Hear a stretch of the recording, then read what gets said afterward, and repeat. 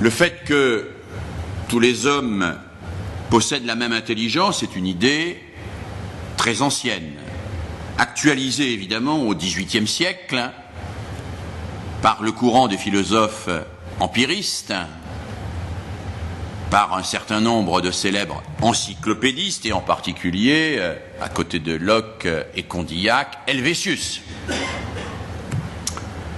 Helvétius qui, pour la première fois, affirme l'éducabilité radicale de tout être humain. L'éducation peut tout, dit Helvétius, même faire danser les ours. Et un des principaux disciples d'Helvétius, qui est le docteur Itard, celui qui va recueillir et élever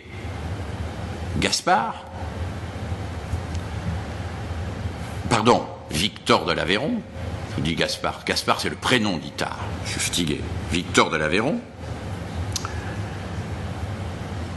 Un des principaux disciples d'Helvétius, le docteur Itard, va parfaitement théoriser dans son mémoire sur Victor cette idée que rien n'est donné, tout est acquis, dès lors que l'homme s'autorise à éduquer. Cette idée qu'on trouve chez les empiristes va être reprise très largement au XVIIIe siècle. Rousseau ne parle pas d'éducabilité, mais de perfectibilité. Et surtout, Rousseau pose assez largement dans le livre 2 de l'Émile les bases de ce qui sera repris plus tard par Jacotot et de ce qui est pointé par Rancière comme étant le principal apport de Jacotot. Quand Rousseau définit l'acte pédagogique par cette phrase sibylline, mais extrêmement forte, tout faire en ne faisant rien. L'acte pédagogique, c'est tout faire, a dit Rousseau, c'est-à-dire organiser une situation contrainte dans laquelle l'intelligence et la liberté de l'autre va apprendre librement. Ce qui est exactement la position que développe Rancière et qu'on trouve en filigrane chez Jacotot. La volonté obéit à une autre volonté quand l'intelligence n'obéit qu'à elle-même. L'émancipation, dit Jacotot, c'est cela. L'intelligence n'obéit qu'à elle-même quand la volonté obéit à une autre volonté. Je mets l'apprenant dans une situation contrainte et j'assume cette contrainte, mais dans cette situation contrainte et extrêmement contrainte, Jacotot n'a rien dans non directif, c'est le moins qu'on puisse dire, cette contrainte est au service de l'émergence d'une liberté que je ne peut pas déclencher par définition, puisque la liberté ne peut pas se déclencher, mais que l'autre peut mettre en œuvre dans une situation que j'ai structurée. Il y a là quelque chose de fort qui associe et qui structure le rapport de formation comme la complémentarité de la dissymétrie de la volonté et de la symétrie de l'intelligence. Dissymétrie de la volonté et symétrie de l'intelligence. Dans le rapport de formation, il y a quelqu'un qui exerce le pouvoir, mais il n'a de légitimité à exercer le pouvoir que parce qu'il postule qu'il est d'égale intelligence avec l'autre et que c'est l'intelligence de l'autre qui va s'exercer et que c'est par la contrainte qu'il exerce sur l'autre que l'autre exercera son intelligence librement. Il y a là, dès Rousseau, tout faire en ne faisant rien. Je fais tout, la structuration de la situation, je la maîtrise totalement, mais je ne fais rien au sens où je n'agis pas directement sur l'intelligence de l'autre. Quelque chose dont on va considérer que ça deviendra très vite un lieu commun pédagogique. Makarenko lui-même, qui est un pédagogue important, à mes yeux très important même, et à vraiment redécouvrir aujourd'hui, en particulier parce qu'il rompt radicalement avec le paradigme médical en pédagogie, et que cette rupture avec le paradigme médical est absolument essentielle, y compris aujourd'hui, où à travers des notions comme individualisation et compétence, tout ça, nous sommes en train de plonger la formation entièrement dans le paradigme médical, c'est-à-dire à faire de la formation un soin, pour faire gros. C'est-à-dire à utiliser le paradigme du soin en permanence, en formation, diagnostic, remédiation, vous connaissez tout ça. Bon. Individualisation, tous ces machins. Bon. Mais Makarenko est le premier à rompre radicalement avec le paradigme médical, et en particulier à dire ce qui caractérise l'éducation, c'est quand quelqu'un est malade, on ne le soigne pas, on soigne le milieu. Un sujet est malade, dit Makarenko, soignez le milieu. Comme on dit, vous n'agissez jamais sur l'intelligence de l'autre, vous agissez sur la situation qui permet à l'autre de mettre en œuvre sa propre intelligence. Ça va devenir un lieu commun. Ça va devenir un lieu commun qui va permettre l'émergence progressivement de notions comme la notion de situation et de dispositif, qui, si on les prend au sens propre, ne signifie rien d'autre que l'organisation de règles de fonctionnement au sein desquelles le sujet, en s'astreignant à obéir à ce qui lui a été indiqué, découvre par lui-même ce qu'il ne peut que découvrir par lui-même. Cette affirmation pédagogique centrale va être reprise, c'est la troisième série de remarques que je voulais vous faire, d'une manière quasiment rémanente en permanence dans l'histoire de la pédagogie. Tous les hommes sont éducables, et en particulier ceux que l'on laisse sur le bord du chemin. L'éducation, d'ailleurs, la pédagogie et la formation ne va progresser, historiquement, que par le pari toujours plus hardi sur l'éducation des inéducables. Certes, les inéducables n'ont pas la parole, puisqu'ils ne sont pas éducables, donc éduqués. Mais il y a toujours les protestataires, les insurgés, ceux qui n'acceptent pas que l'on qualifie quelqu'un d'inéducable. C'est déjà le cas de Itard, qui n'accepte pas que l'on dise de Victor de l'Aveyron qu'il est un débile de naissance. Ce sera le cas de Pestalozzi quelques années plus tard, 2-3 ans plus tard, avec les orphelins de Stans, qui n'acceptent pas que l'on dise que ces enfants, parce qu'ils ont été abandonnés, qu'ils sont orphelins, et on dirait qu'ils sont issus de milieux défavorisés aujourd'hui, ne peuvent pas accéder au savoir et à la culture. Et on pourrait pointer comme cela, dans toute l'histoire de l'éducation, comment chaque fois c'est une sorte de défi nouveau qui est donné, qui postule que certains qui étaient considérés comme perdus pour l'humaine condition fait qu'on met en place des méthodes, des dispositifs, et que l'on parvient à inventer des outils qui finalement vont bénéficier à tous. Victor ne parlera jamais. Itard aurait aimé que Victor parle. Et Victor ne parle pas. Pourtant, Itard y a mis le paquet. Il a mis le paquet. Il est beaucoup moins doux dans ses mémoires, quand on les lit de près, que le François Truffaut qui l'interprète dans le film L'Enfant sauvage. En particulier, Itard avait ce qu'on appelait à l'époque des bouteilles de LED, LYDE, qui sont des accumulateurs qu'il posait sur le divan, et de temps en temps, quand Victor ne voulait pas vraiment apprendre, on lui envoyait un peu quelques décharges électriques entre les côtes, ce qui n'était pas une méthode... Enfin, ne me faites pas dire qu'Itard est l'inventeur de la gégène, mais ça se discute. Ça se discute. Mais malgré tout, Victor ne parlera pas. Ça n'empêche pas Itard d'avoir quasiment tout inventé de ce que nous trouvons aujourd'hui dans nos écoles maternelles.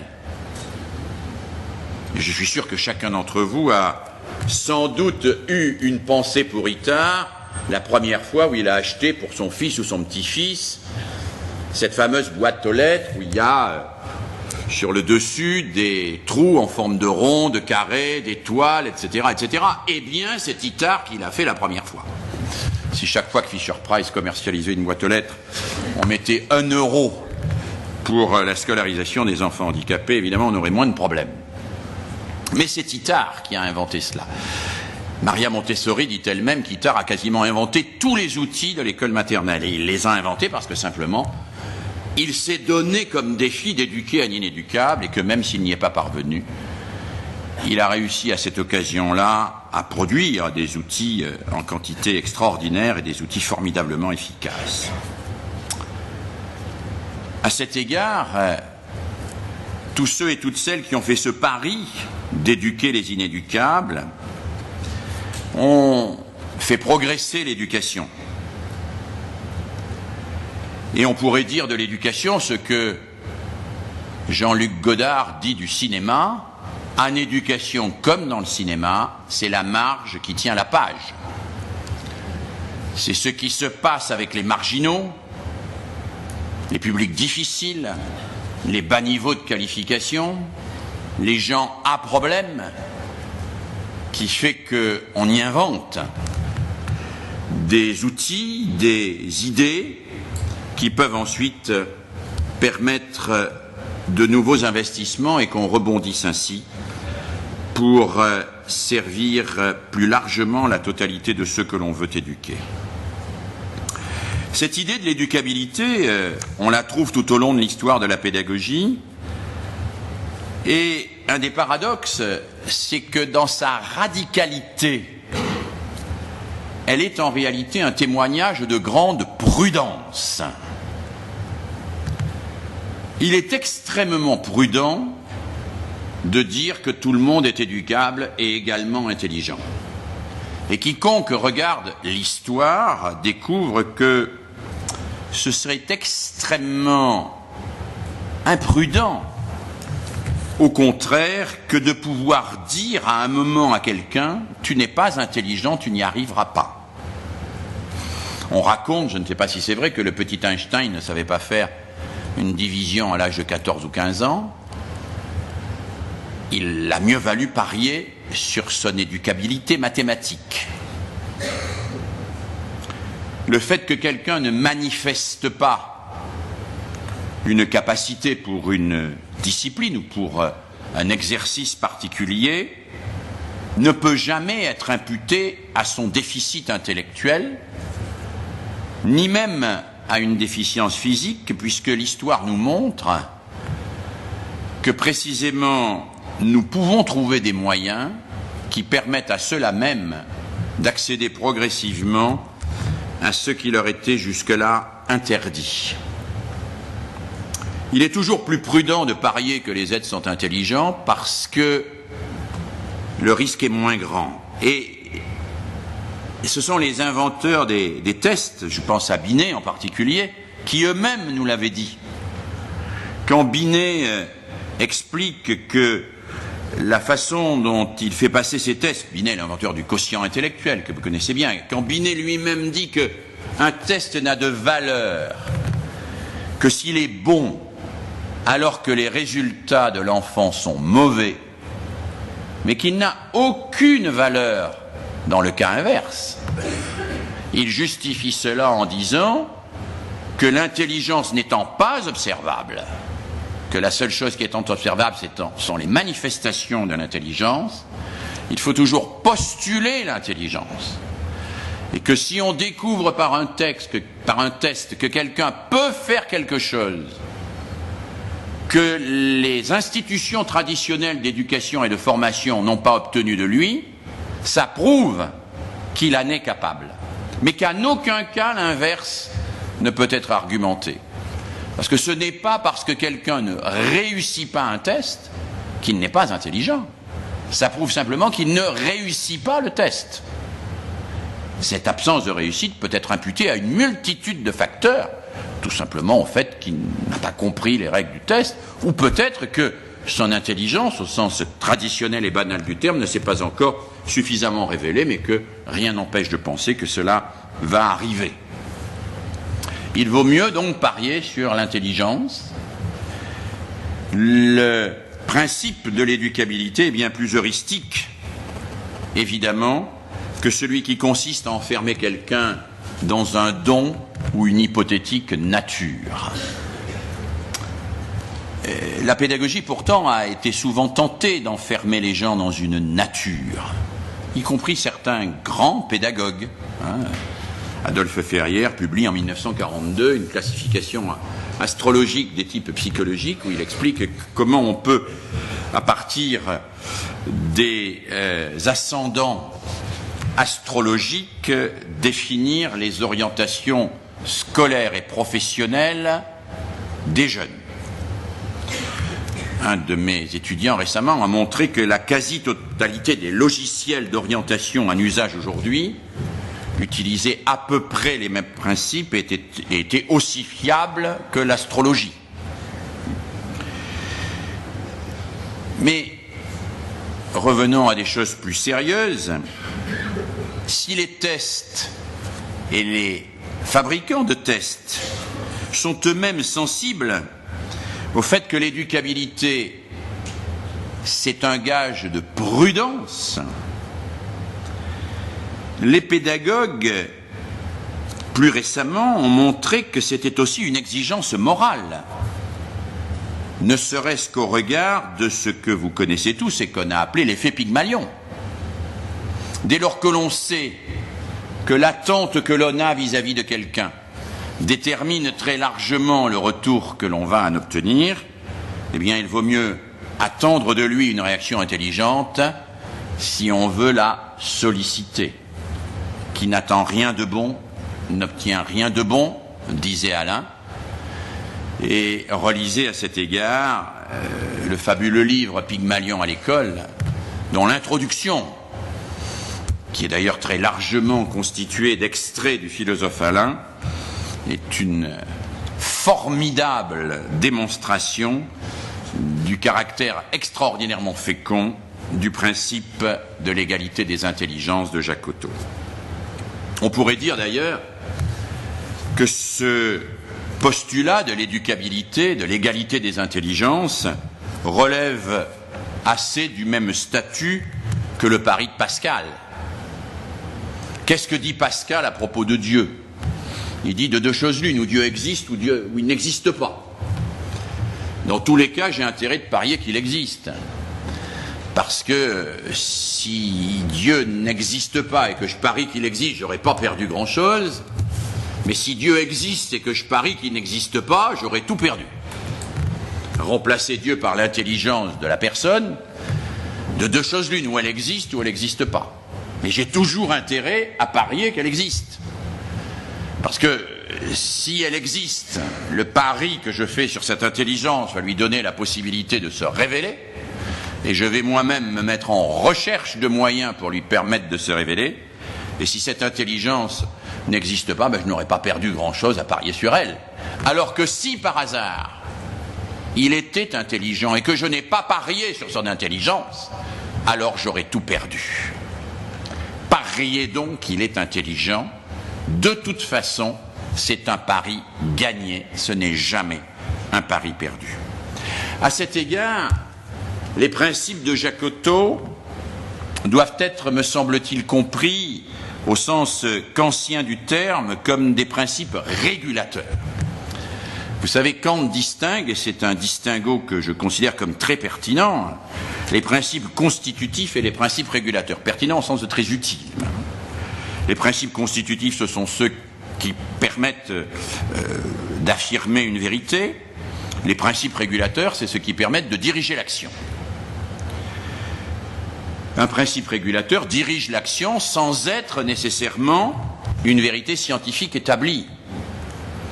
Dire tous les hommes sont également intelligents n'est pas une vérité scientifique établie. Et d'ailleurs, Jacques Cocteau ne revendique pas que ce soit une vérité scientifique établie.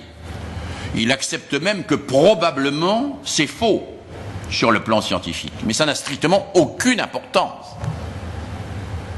Nous n'en avons pas grand-chose à faire que ce soit vrai ou faux, puisque nous devons faire comme si c'était vrai. Mais pas simplement faire comme si, d'une manière rapide et artificielle, agir comme si c'était vrai. Le principe régulateur, c'est le principe de l'action humaine. On pourrait d'ailleurs, dans le prolongement de ce qu'évoque Kant, évoquer d'autres distinctions beaucoup plus récentes et de gens qui sont eux maintenant dans le purgatoire. Je pense à Louis Althusser qui distinguait quand j'étais petit les thèses vraies des thèses justes. Et il disait que, bon, une thèse vraie peut être dite vraie ou fausse. Elle est fausse si elle n'est pas vraie. Qu'une thèse juste, c'est pas une thèse ni vraie ni fausse. C'est une thèse qui, à un moment donné, dans un champ donné, est juste parce qu'elle permet d'agir et de faire progresser l'action. Elle est à ce titre, disait-il, une thèse politique.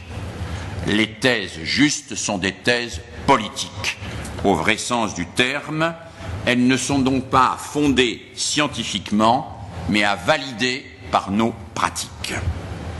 Et on peut dire que Jacotot, d'une certaine manière, énonce des thèses justes et qu'il se moque qu'elles soient vraies.